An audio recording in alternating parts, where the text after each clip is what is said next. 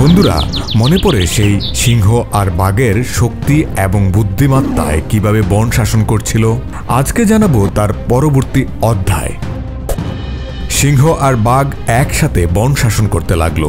সবাই শান্তিতে ছিল, কিন্তু একদিন এক দ্রুত শিয়াল এলো বনে।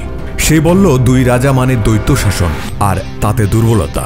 প্রাণীরা সন্দেহ করতে শুরু করলো কে আসলে বড় রাজা। শিয়াল চালাকিতে বনবাসীদের মধ্যে গুজব ছড়ালো, সিংহ নাকি বাঘকে ভয় পায়, বাঘ নাকি গোপনে রাজা হতে চায়। সিংহ আর বাঘের মধ্যেও অবিশ্বাস জন্মালো। তারা একে অপরের উপর দোষ চাপাতে লাগলো। বন আবার অশান্ত হয়ে উঠল। একদিন এক বৃদ্ধ কচ্ছপ ডাকে সবাইকে। সে বলে যে বনবাসীরা একতায় বিশ্বাস রাখে, রাজা তারাই হয়। সিংহ আর বাঘ একে অপরের চোখে তাকায়, নিজেদের ভুল বুঝতে পারে। তারা ঘোষণা করে, আমরা শাসন করব না, এখন থেকে বনের নিয়ম বনবাসীরাই ঠিক করবে।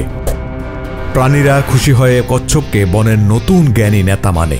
শিয়াল পালিয়ে যায় আর বনে ফিরে আসে শান্তি। বন্ধুরা, আমাদের গল্প যদি ভালো লেগে থাকে তাহলে একটি লাইক বা সাবস্ক্রাইব হয়ে যাক।